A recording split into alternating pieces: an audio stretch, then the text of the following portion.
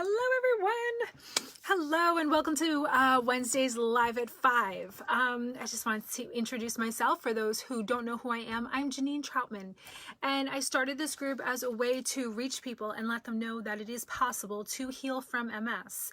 I was paralyzed in my arms and my legs. I was on the beta serum, giving myself the shots and taking 9 pills and Motrin every day. And I decided to take matters into my own hands when my daughter fell in front of me and I couldn't get to her because I was paralyzed.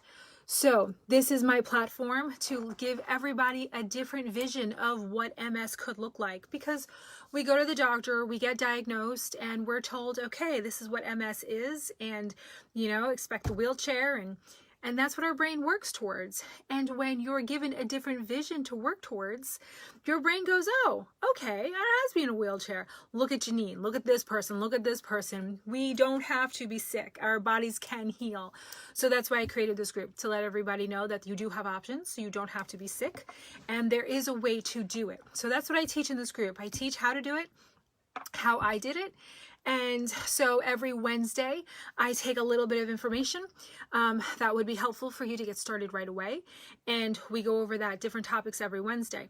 Now, this coming 2 weeks, November 1st, I'm going to do another workshop. The workshop is where I put it all together. It's every day for an hour, 12 noon. And I give you really basically all the information that you need to get started right away. And then, of course, if you want additional coaching, I'm here for you. I have a 4-month program, walks you through the whole thing, weekly coaching, twice a week, actually. So that's on the workshop starts on the 1st. If you want to register, just go to mindingyoursoul.com.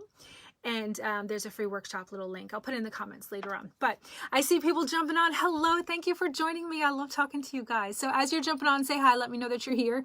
Brian, I see you. Hello. Silvana, thanks for watching. Oh, and Silvana, I just sent you a little video about the question that you had asked. I made you a little video so you can see exactly what I was talking about.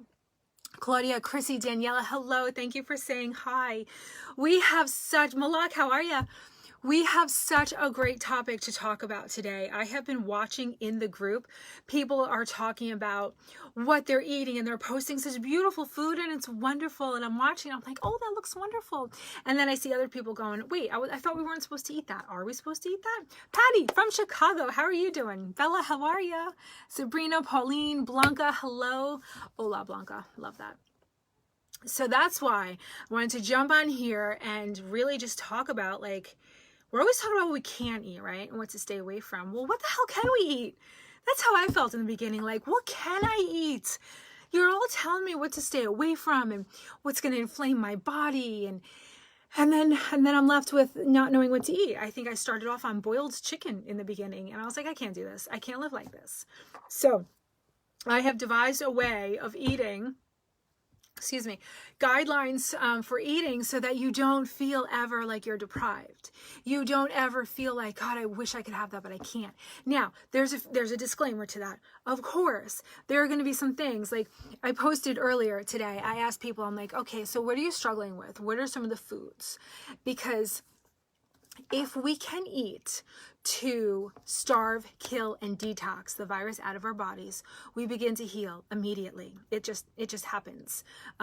Whether you are trying to or not, if you are eating in a way that starves, kills, and detoxes the virus out of your body, you are going to heal. So, what is left to eat when I tell you you can't eat anything unless you're starving, killing, or detoxing the virus out? So my main goal when I'm eating is, you have to remember, you don't want to feed the virus. There are 3 foods that feed the virus, okay? The reason why you don't want to feed the virus is because you want to starve it. You want to starve the virus so it's weak. It gets nice and weak. At the same time, you're building up your immune system so that it's nice and strong with all the antioxidants that you can get in your body in a day. Where do antioxidants come from? Fruits and vegetables. So now you have this weakened virus, really strong immune system that can now attack the weakened virus, and then you're flushing it out of your body. And you're doing this every day through the foods that you're eating. So the last workshop that I did, I introduced Module 1 of my program. Module 1 was created to give you the energy that you need to keep going. because I can give you all the advice and information in the world. But if you don't have the energy to do it, what good is it, right? So first we got to get to that energy. And that's where the lemon water and the celery juice come in. And so many of you have started that. And so many of you right away are like, oh my goodness, I really feel this. I feel a difference. And that's motivation enough to keep going. So then the next step is going gluten-free. The way you starve the virus is you take away its food supply. Its food supply is gluten, eggs, and dairy. That's its food supply. It also can survive on heavy metals, which is why we drink the heavy metal detox smoothie, right? So we're starving. Why is it so important to starve it? Well, one, you want your immune system to be able to fight something that's nice and weak, so that's easier to kill. But also, what this really smart virus does is that, think of an octopus. Do you know how an octopus gets away from its predators? It releases ink. It inks, and it creates this smoke, this ink cloud around it, so its predators can't see it. Genius, right? We all know that about the octopus. The virus does the same thing. It emits a smoke screen. So your immune system knows that it's there, but it can't see it. So that's why you're fatigued all the time, because this virus is flowing through your body and your immune system is like, I know you're there. I know you're there, but I can't see you. And it's constantly on the lookout. It's constantly floating throughout your body. Once you starve that virus, the virus isn't strong enough to release that smoke screen. And your immune system goes, excuse my language, you fucker, I can see you. And it kills it, and it's able to kill it. And then you're flushing it out with the lemon water and the celery juice that you're doing every day. It is that easy. It is. I've done it before. Now, it wasn't that easy for me. And why am I saying it's that easy?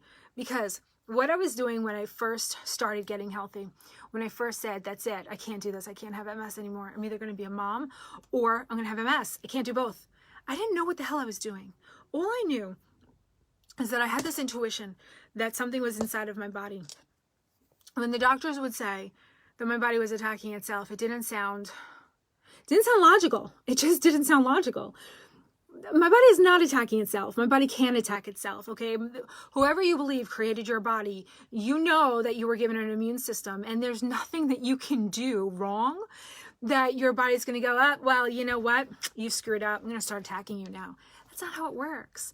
The medical industry can't see the virus yet because they don't biopsy our organs. If they biopsied our organs, they would see a live virus. All they do is they suck our blood out. They test our blood and they go, no, you have evidence of a past infection of EBV, right? But you don't have a current one. And so you're like, oh, well, that doesn't make sense. I thought I had the virus. You do. There are different stages of the Epstein-Barr virus.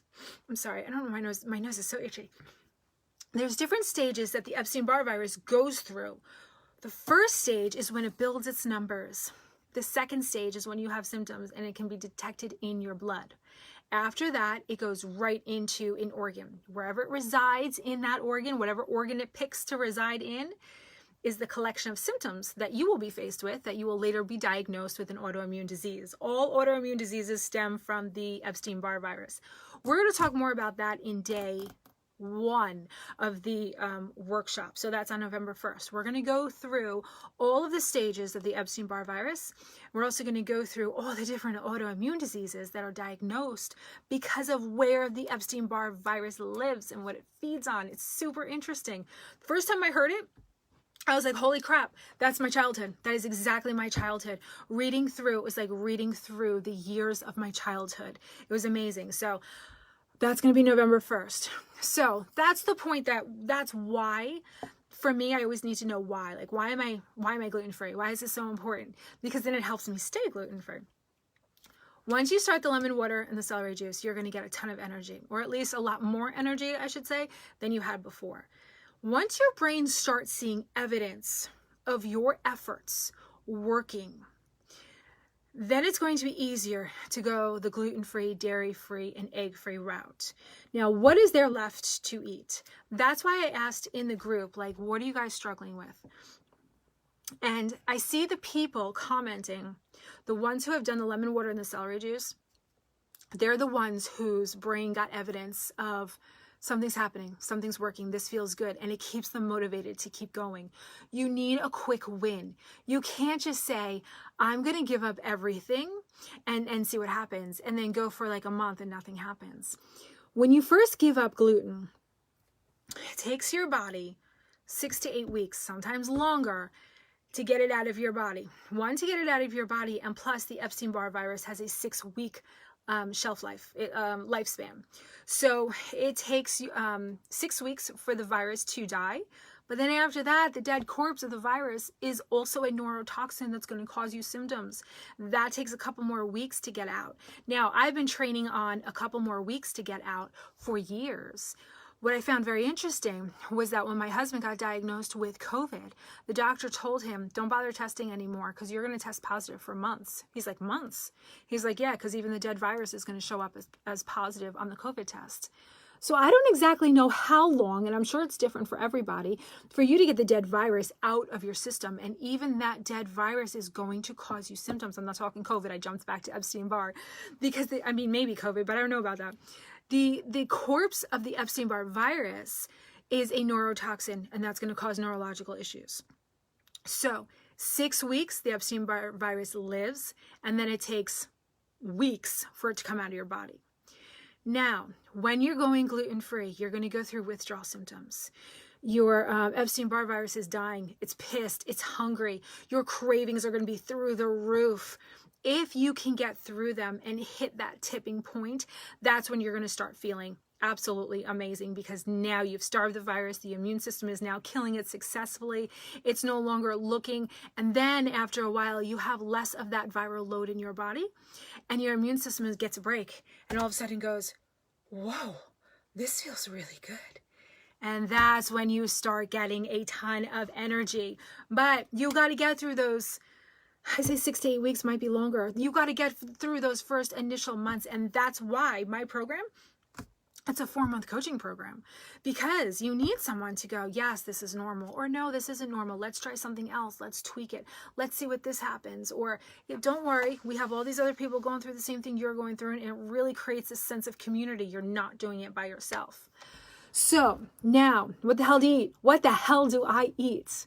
The only thing that you have to really stay away from when you're healing, okay, and it depends on how aggressive you want to take your healing, you have to not feed the virus, so you have to stay away from the gluten, the eggs, and the dairy. There are substitutes for all of those things. Anything that you want gluten-free these days, you can find.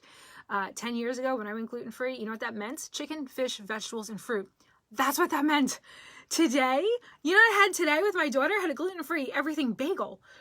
The first time I had a gluten-free everything bagel was like 3 weeks ago when someone posted in this group, this new brand, what is it? Country House? Bakehouse? I think it's Bakehouse. Somebody posted it. So if you're watching this right now, let me know. But I bought them. I bought the everything bagels. Oh my God, amazing. I haven't had a bagel in 10 years, which is why I've been having one almost every single day. I got to stop buying them.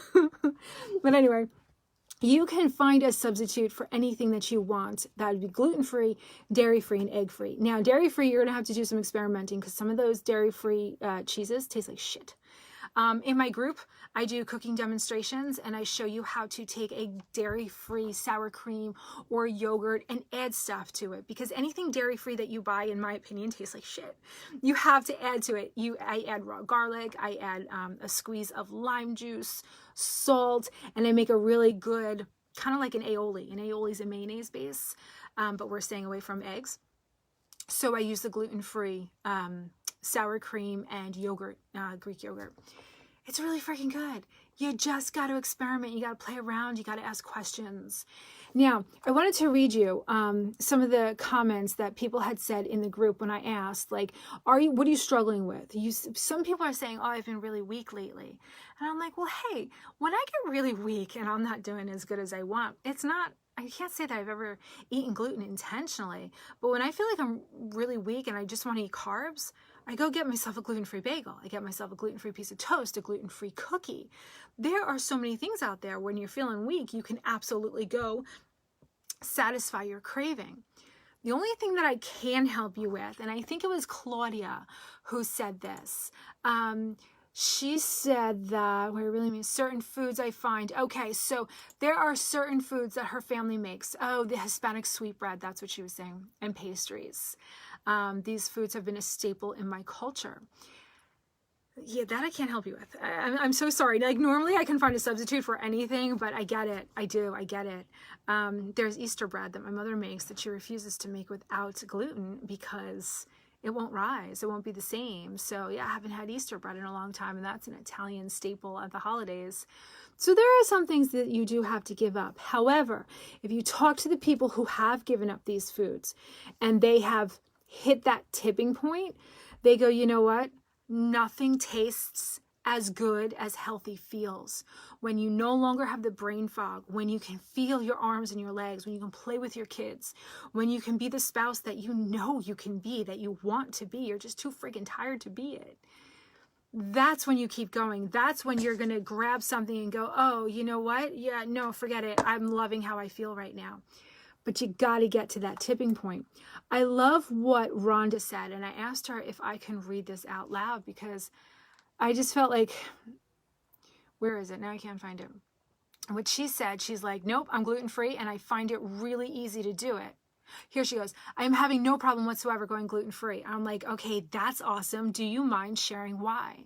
So she did. She said, since starting this protocol, I went all in with the lemon water, celery juice, gluten-free, dairy-free, and egg-free. And after the first month or so, I realized that I was feeling better. Brain fog and fatigue were virtually gone. My walking has still very much to be desired, but I'm working towards that. She's, I think, doing the aquatic classes, which is why she's not in the live right now. Between this diet protocol and my exercise routines, she said there's a lot of them, I hope that eventually walking will be better too. So what keeps me motivated is that I do not want these symptoms to return. When I go to grab something to eat, I think, whoa, nope, not that. And that's what I do. Yeah, of course. It would be so much easier if you can go to a restaurant and just order off the menu and not have to worry about the sauces, the marinades. You know, sometimes they're like, yeah, it's gluten-free, but then I wonder, okay, great. Normally you use cornstarch, you say, right, to thicken the gravy. But what happens in the back when the chef is like, oh, we're out of cornstarch, grab me the wheat flour? He's not thinking gluten. No, so it's very easy to get glutenized at restaurants. So, of course I go to restaurants. Of course I go to a lot of restaurants. But I go to the local ones. I go to the ones who know me. It's hard going to a new restaurant if it's not a gluten-free menu. I go to the ones that know me around here because they know how I can eat safely. They know I can't have flour. They know the things. I go to the same ones and I try to stay local. You know, the small mom and pop ones who want your business and care about their customers. So the larger chains, I don't feel comfortable with. Chipotle is actually pretty good. That's a larger chain. And they are really good about gluten-free stuff. So what I do for breakfast, I want to give you a really good, like a sample meal plan. What I do for breakfast is the lemon water, the celery juice, the heavy metal detox smoothie. That's my breakfast. That's what I start with every single day. Then that takes me through till about lunch. Lunch, I usually raid the refrigerator and find out what I could put together from last night's dinner. So I have gluten-free wraps. They make really good gluten-free wraps now, and I usually wrap up something, either the chicken or the tofu. My daughter's a vegetarian. I am not. I will do chicken. And I do red meat sometimes too, but not a lot. It's hard to digest. It takes a long time.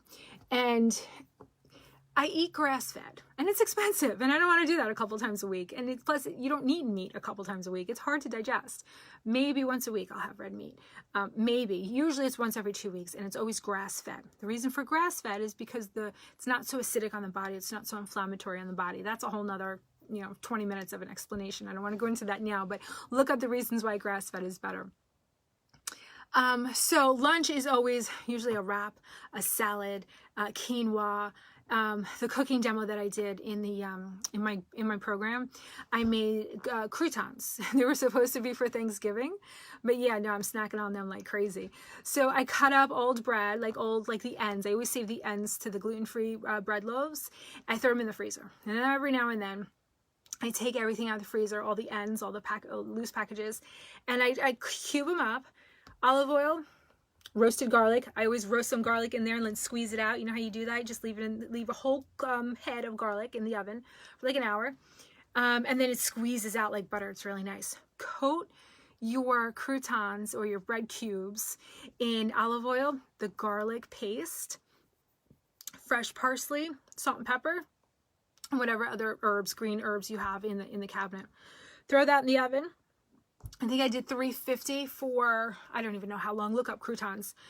And they're delicious. I keep them in the bag, in the freezer. I use them on top of my soup. I snack on them. I put them on my salads. I love them. There's so many things that you can do to enjoy your food. I don't know if it's because I'm stubborn or because I'm Italian. I don't want to be deprived ever. I want my food. I want to enjoy my food. Not only am I Italian and stubborn, but now I'm pregnant. You're going to tell me that I can't have something? No way. But I'm not going to glutenize myself. I'm not going to feed the virus. So no, I don't eat the gluten, the dairy, the eggs. Now, I just want to let you know, I did not know about the eggs until the medical medium came out. I healed 70, 75, maybe 80% of my symptoms, maybe in the 70s, 70% of my symptoms, let's say, before the medical medium came out. Once I read his stuff, and once he validated what I had thought all those years about my body is not attacking itself, it's attacking something.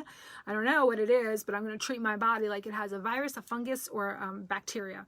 And that's what I did. And that's how I was able to get to the point where I was. Then when I read his book, I'm like, that's it.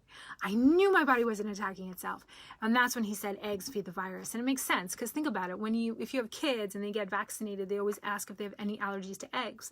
Eggs are always in vaccines. Why? Because it keeps the virus alive. Everyone knows that. I didn't know that, but it seems like everyone knows that. So I did heal about 70% still eating eggs, but once I removed the eggs, once I stopped the dairy completely, once I knew I was fighting the Epstein-Barr virus, that's when I went from 70% healed to 100% healed. I mean, not even my pinky toe on my right foot is numb. And that was like my toes were numb on my right foot forever. And I just figured, okay, that's fine. I can live without my toes. At least I'm not bedridden. At least I'm not using a wheelchair and a cane to walk around. Like, I'm fine with these patches that I have on my leg and my back and the back of my arm was always numb, mainly my right side. Still getting dizzy at 3, 4 o'clock in the afternoon. I'm like, I can live with this stuff. But as soon as that book came out and I was able to hone in on this, that's when I knew. As soon as I started, like I was getting closer and closer to 100%, I'm like, my God, I got this. And then I started teaching it to other people.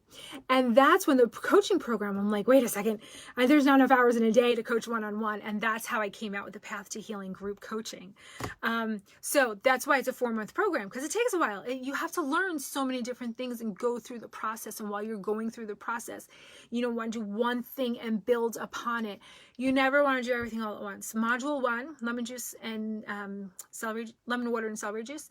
Module 1 is a month long. It's a month long. You know why? Because during that month, we're talking about how to go gluten-free. And we're gearing up to go gluten-free for the next month.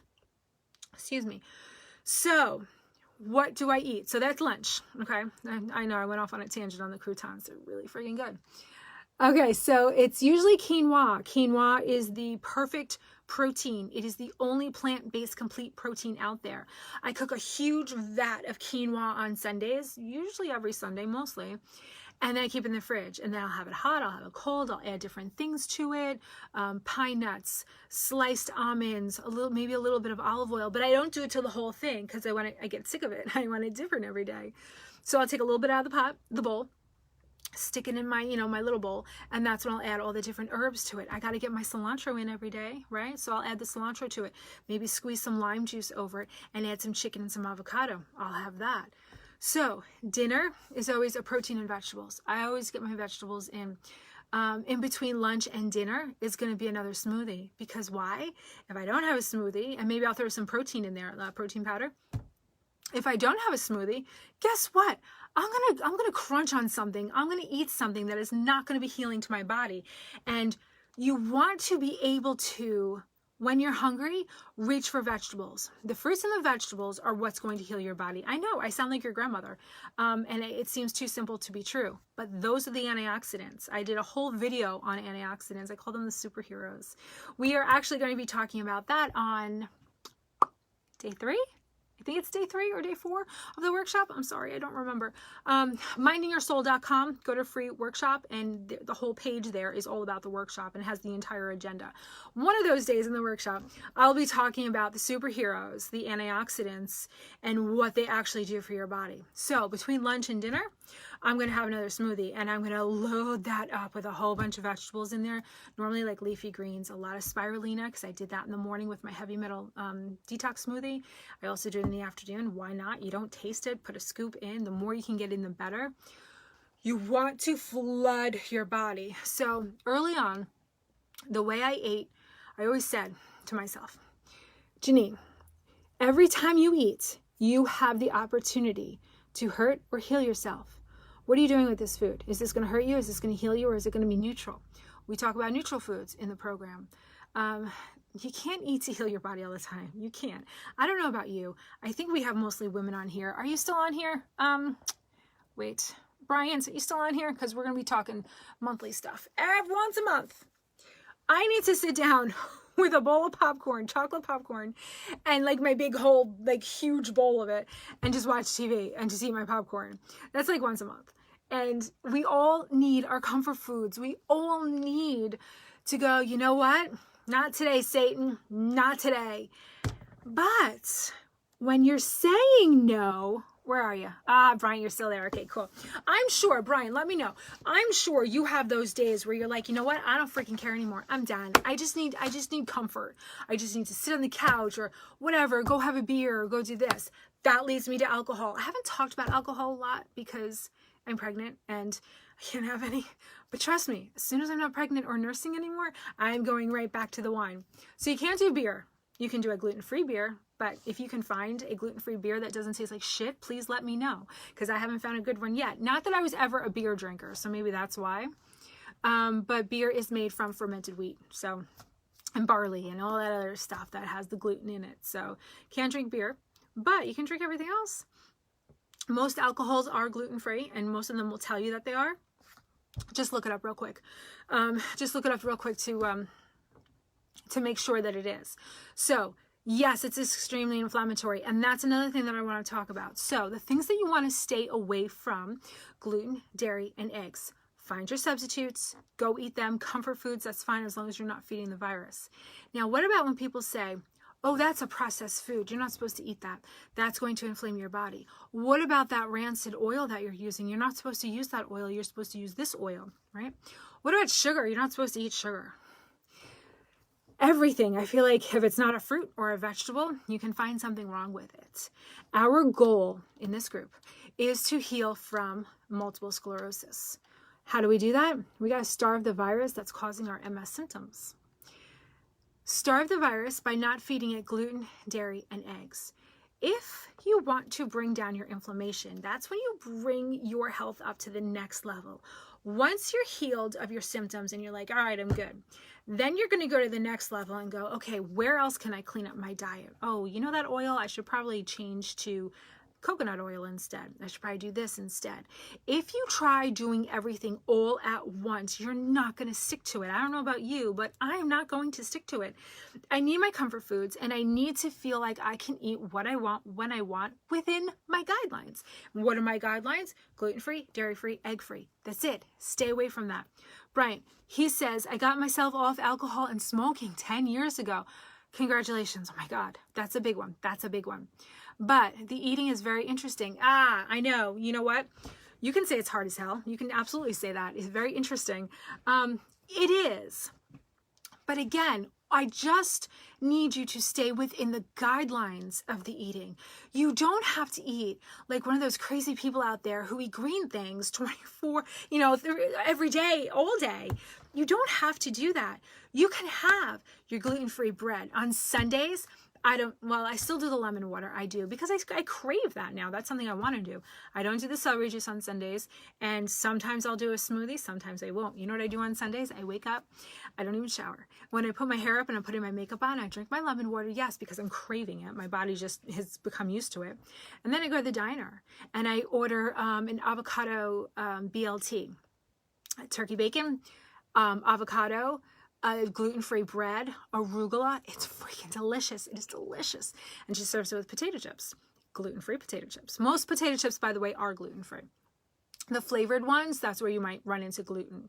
So Sundays, that's my day of comfort. That is my day of rest. I wake up, my husband and I walk to the diner. It's about a 10-minute walk. We talk, we hold hands, we get some really good food. That really good food is still gluten-free. It's still dairy-free, and it's still egg-free. But I don't feel like I'm depriving myself at all because it's freaking delicious, right? And she knows me. Colleen is the owner. She knows how to feed me safely. She'll say, Janine, listen, I have this on special. If you want, I'll put it on gluten-free bread. I'm like, great, thank you. I have brought products in there. I'm like, can you use this instead of yours? She's like, absolutely. That is what you want to do. You want to find a local place. So, Brian, sorry, back to you. If you have any problems finding food substitutions, like Janine, I really love to eat this. How can I still get that without giving my body gluten or dairy or eggs? Now, if you're going to ask me about beer, I don't know. I haven't found a good gluten-free beer. I have no idea, but I'm sure somebody in this group can help us with that. So I want you to stay within those guidelines, okay? Your first line of defense for killing this virus is going to be to starve it. Don't give it the gluten, the dairy, the eggs. Don't do that. When it comes to oils and processed foods, I don't think you guys are living on that stuff, right? I think every once in a while you're going to have some processed food because you really can't stay away from it these days. It's all over the place. So of course you're going to have that. Make sure the processed food is gluten-free, dairy-free, and egg-free. Once you have things under control and you're like, all right, this way of eating is easy. I got this. Like my whole house now, it just runs smoothly because I have my gluten-free crackers. I don't even think about it anymore, honestly, because I don't think about it and I forget that I'm gluten-free. I really do. My husband forgets that we're gluten-free because he doesn't miss it. He's not gluten-free, but he doesn't miss the gluten being in the house because we still have hot dog and hamburger buns. Not often, but we still have them. And the way we eat, it's so good that he never feels deprived. And for that 200-pound caveman to come into this house, my second marriage, for him to come into this house and feel like he's not deprived because of all the things that we don't eat, that's a huge testament to how possible this is.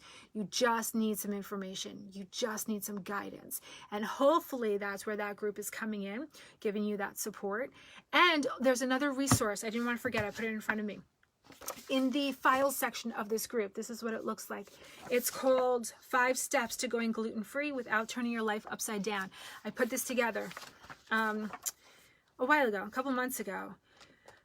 It's all the places where gluten hides. It's all the things that you kind of just need to know. It's like your basic 101, how to go gluten-free, because you got to know certain things. You got to know, don't order the... what to order at restaurants, what not to order at restaurants, what to look out for, what the different things that are called, the wheat that's called different things. So you know when you're reading an ingredient statement, oh, that's actually wheat, like semolina. Okay, if someone doesn't know, semolina is a type of wheat. But if you're looking at it and you look at the ingredients and you see, oh, it's semolina, well, that doesn't sound like wheat. So there's just some things that you need to know in here. And then there's a bunch of things that I eat for dinner from Costco. I get all these things from Costco. I fill my freezer. I always have a go-to comfort food in my house, always. So this is going to show you a bunch of comfort foods too. Free guide. It's in the files section of the Minding Your Soul group. If you have any trouble finding it, just put it in the group and I'll tag you. Just post it and I'll tag you in it. And I think that's all I wanted to say today. Hold on. I said what Rhonda said. Oh, here's a good one. I forgot who, I wrote this down, but I forgot who posted it. They said, what if I don't have a gluten intolerance? Should I still stop? If you have MS symptoms, your MS is feeding on, your MS is caused by the Epstein-Barr virus, which is feeding on the gluten, the dairy, and the eggs. A lot of times those tests are going to show up as you don't have an intolerance to it. Many times, those same people will go gluten-free and go, oh my God, I can't believe how good I feel. So yeah, even if you are not testing as a gluten-free intolerant person, definitely go gluten-free. Try it for 2 months. You're going to feel an amazing difference. So absolutely, because all of our symptoms are caused by the virus that feed on the gluten. Been gluten-free for 6 years, doing great until life events. I don't want to be a bother. Okay, I wanted to address this one because I know that feeling so well. My sister made me feel so awful in front of her in-laws when I was sitting at the table. She's like, really, Janine, you're not going to eat that? And I'm like, well, Christina, it's, I don't know if it's gluten-free. Don't worry about me. I'm fine. I'll eat this over here. She's like, do you know how long I spent making that? And I'm like, I really appreciate that, but I can't have the gluten. And I just broke out crying. I was just so intolerant that day and so broken to begin with on that day. I just started crying. She gets pissed and it was just awful. So I completely understand not wanting to be a bother when it comes to going to family gatherings or being at a restaurant. You don't want to be that person, right? Like when Harry met Sally and she's like, I'll have this on the side and that here. And can you take off that? And can I substitute that? Like, you don't want to be that person. Oh, does this have gluten in it? Can you tell me about the sauces? I know. I didn't want to be that person either. You kind of just want to cower and be like, I'm fine. I'll eat whatever you want to put in front of me. But I want to say this to you. And it took me a lot of years to learn this. No one cares. No one cares that you can't take care of yourself because you're so freaking tired.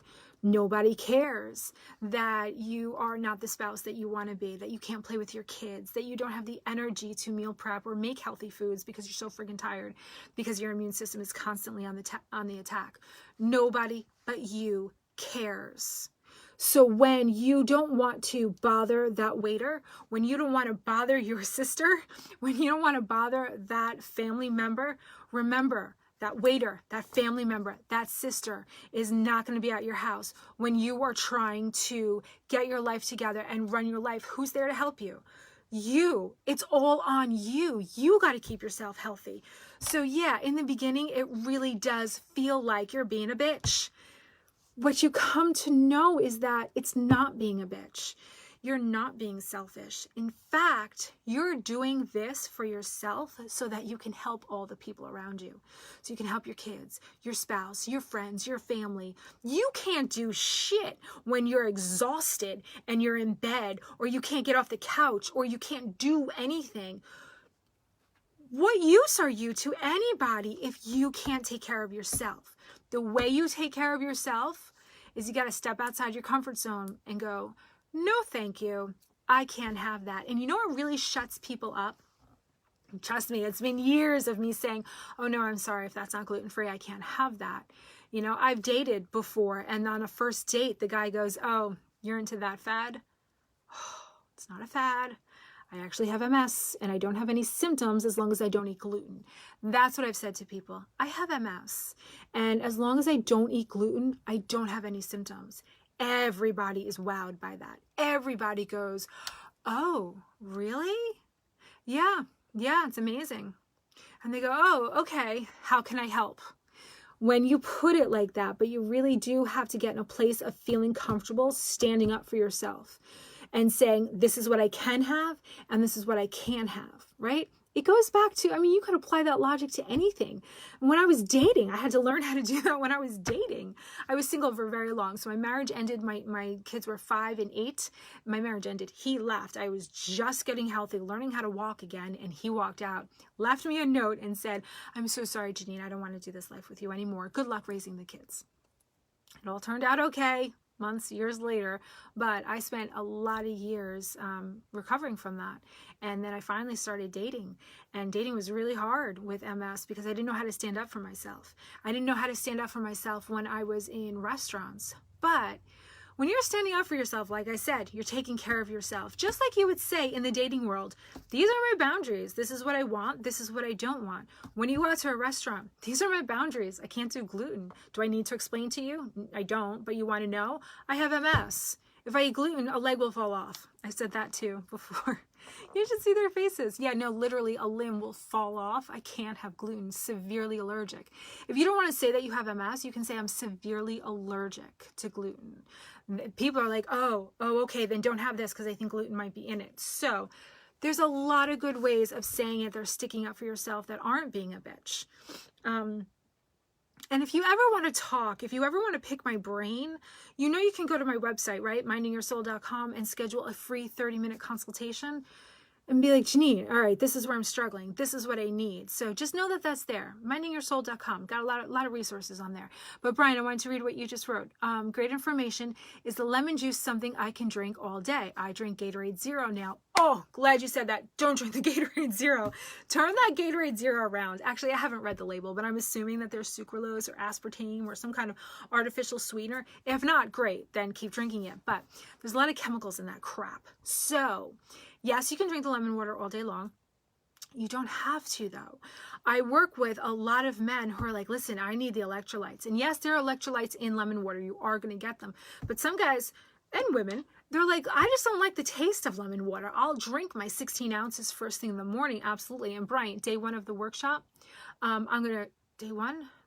2 of the workshop is the lemon water and celery juice and why we do it and when we do it. But to answer your question, I use a electrolyte powder that I add to my water sometimes when I want a break from the lemon water. It tastes just like Gatorade. They have the lemon lime. They have all different flavors. Mine I use by Isogenics. I don't sell it, but I'm sure if you go online, you can just look up Isogenics. And that is so much better than Gatorade because you're getting all the electrolytes, you're getting all your B vitamins, you're getting a bunch of other vitamins, right? And you're getting that flavor still. So that Gatorade Zero, it has a lot of shit in it, a lot of chemicals. That's not helping your body out at all. Yes, you can drink lemon water all day long. This thing is always filled with lemon water. But you want to put a couple scoops of, what is it called? It's AMS or Replenish or whatever. Get yourself some electrolyte powder that tastes like Gatorade and make it yourself. Much, much better. Any other questions, let me know because I'm going to wrap it up soon. And any questions that you have like this, post it in the group. Oh, hey, Vera. Vera says, I have no problem with setting boundaries or saying no. Awesome. It's the problem that I don't know what to eat because every pro is downsized by a con by experts. Oh, I love that you said that. Absolutely. Seriously. That's why I wanted to come on here and give you guys the guidelines. The gluten-free, the dairy-free, the egg-free. Eat like that. The other guidelines are the oils, the processed foods. Those things aren't feeding the viruses. They're just not killing the viruses. And they're bringing up the inflammation level in your body, which is going to slow down your healing. However, you are first and foremost, you want to kill the virus. You want to weaken it, right? Starve it so that your immune system can kill it. So just keep that in mind. And what you want to do is, when I tell people this all the time, when you're researching things and people are giving you advice, where is it coming from? Because my neurologist gave me a shit ton of advice and it all sucked. And you listen to these doctors online, or at least I do, and I'm like, what the hell are you even talking about? Listen to the people who have healed themselves. Go out and find your evidence of people who have healed themselves of MS using nutrition. They're all over the place. I've got a couple on the website that you can watch the interviews that I've done. I've got a whole list over here. Look at this. I've got a whole list of people over here that I need to contact because I want to interview them and stick them in the group. Figure out where that information is coming from and then use your own intuition and your own logic. You want to always be starving the virus. You want to always be killing the virus with your immune system, and you want to be detoxing it out. Okay? So I know it's really hard online when you come across that information. Try not to. Try to just stick with what you know works, what has been working for people. Pauline says, lime water is also great. Thank you for bringing that up. You can use lemon water or lime. I remember when Pauline found out, she's like, oh, that's awesome. I could do limes too. Yes. Lime works the same way lemon does, so you can use them interchangeably. Bryant, thank you. I never knew. Oh, you're very welcome. I hope you show up to these lives and also register for the workshop, because when you're registered, you're going to get an email with the recorded workshop on it, because that workshop video is not going to stay in the group. Okay, that only stays for 2 weeks and then it goes away, and that's when my enrollment is open for the course, for the 4-month training course. But if you register for the workshop and you become a VIP, it's free. Become a VIP. You get reminders, and you also get that video emailed to you, so you can always refer to it, and there's a shit ton of information in there. Sylvana says coconut water has a lot of electrolytes. That's another great, Sylvana, perfect. That's another great alternative to Gatorade. That coconut water is amazing for those electrolytes. Mary says, why the hell don't our neurologists tell us this stuff? Oh, Mary, you and I should do some coffee time. I don't know. You know what? I don't think they know. I don't think that they know. They learn what they learn in medical school, and then they pass it down to us. And for us laymen to tell them that they're wrong, I don't think they hear that very well. And I'll be honest with you, when I first read the medical medium stuff, and he's telling me, I'm reading the book, and he's telling me how he speaks to the spirit of compassion, and that's where he gets his information from. I'm like, all right, listen, I pray too, and I have an intuition, and I listen to my guides, but I'm not putting it in a book. He sounds crazy. But he spoke my language. He's like, listen, your body's not attacking itself. It's attacking a virus, and here's how you kill it. There's no way that I couldn't try that information. So I tried it, and it worked. And when you go to a neurologist and you tell him that, there's this guy who says that, the spirit of compassion told him that MS is caused by a virus, you really can't say that and have them take you seriously. Hopefully one day you can. But I walked into my neurologist's office 100 pounds lighter, and I walked into my neurologist's office. I wasn't carried in by my mother. She didn't have my arm. I wasn't wheeled in. I didn't have I walked in. And he still told me I was the stupidest patient he had ever had because I got off the medication. I'll tell you what, I was never worse than when I was on the medication. I kept getting worse and worse. And I'm finding that with my clients as well. They're finding that they feel amazing off of the medication. And once they got on the medication, they kept getting worse. So again, I'm not pushing anything. I can't. I'm not a doctor. I'm not licensed in anything. All I did was heal my own MS. So all I can do is pass that information on to you. And you can decide if you want to do it. Listen, do what you want. Whew, that's a lot of talking. All right, Vera, gluten, eggs, dairy-free. Thanks. You are very welcome. Stick with that. That's it. If you want to reduce your processed food, okay, great. That's only going to help. You want to reduce the rancid oils, just go over to coconut oil, grapeseed oil. Great. Do that. But the thing that you have to do, gluten, eggs, and dairy-free. That's what you have to do. And that's it. That's it. Of course, you want to remove your heavy metals.